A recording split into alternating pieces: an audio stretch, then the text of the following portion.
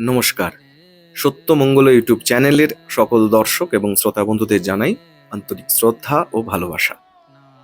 জপ করব বাসি কাপড়ে, না কাপড় কেচে কাঁচা কাপড় পরে জপ করব, না কাপড় বদলে করব, বিছানায় বসে করব, না আসনে বসে জপ করব, চান না করে করলে কি কোনো দোষ হবে? এরকম জপ সম্পর্কিত অনেক প্রশ্ন আমাদের মনে ওঠে। এই বিষয়ে স্বামী লোকেশ্বরানন্দজি মহারাজ বলছেন, এ সম্বন্ধে ঠাকুর মা স্বামীজি যা বলে গেছেন তার সার কথা হচ্ছে, তিনি অর্থাৎ ভগবান আমাদের প্রত্যেকেরই আপনজন। তাকে ডাকবার জন্য অত বাদ বিচার করব কেন? যখন যে অবস্থায় থাকবো সেই অবস্থাতেই তাকে ডাকবো। ছেলে যে মাকে ডাকে, সে কি কোনো নিয়ম মেনে ডাকে?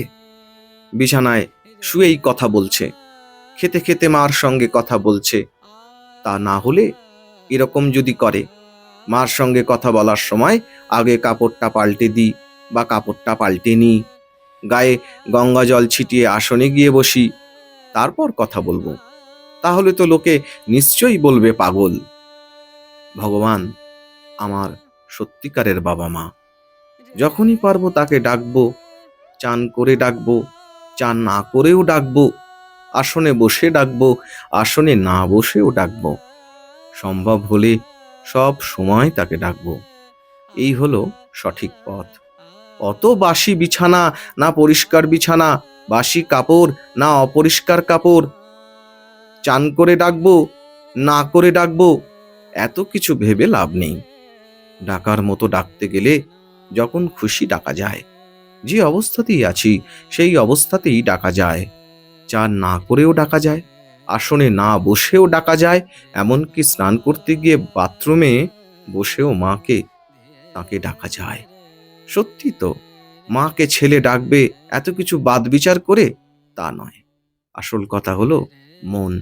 মনেতেই বদ্ধ, মনেতেই মুক্তি। মা বলছেন না, মন না বসলেও জপ করতে ছাড়বে না, তোমার কাজ তুমি করে যাও। নাম করতে করতে মন আপনি স্থির হবে। মনের যেমন অবস্থা হোক না কেন, সকাল সন্ধ্যায় বসতে ছাড়বে না। মন ভালো অবস্থায় থাকলেও সকল সময় মন বুঝতে চায় না, আবার চঞ্চল অবস্থার মধ্যেও কখনো কখনো বেশ বসে যায়। কোন মুহূর্তে যে হবে তা বলবার জো নাই। তাহলে এত বাদ বিচার করে যদি আমরা জপ করতে যাই, হয়তো মনটাকেই অন্য জায়গায় ফেলে রেখে আসতে হবে। জপে তখন আর মন নেই।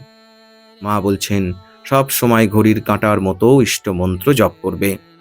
জনৈক ভক্ত জপ সম্বন্ধে মাকে জিজ্ঞাসা করেছিলেন, যখন রাস্তায়, রেলে, স্টিমারে থাকতে হয় তখন কিভাবে জপ করব মা? তখন বলেছিলেন, তখন মনে মনে করবে।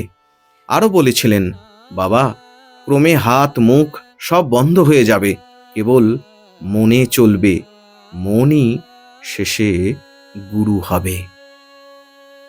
এমনটাই অপূর্ব একটি আলোচনা। আশা করি আজকের এই আলোচনা আপনাদের খুব ভালো লেগেছে। আর সত্যিই যদি ভালো লেগে থাকে, তাহলে প্রতিদিনের মতো ভিডিওটিতে একটি লাইক, শেয়ার, কমেন্ট ও চ্যানেলে যারা নতুন এসেছেন তারা চ্যানেলটিকে সাবস্ক্রাইব করে সত্যমঙ্গল ইউটিউব চ্যানেলের পাশে থাকবেন। ধন্যবাদ।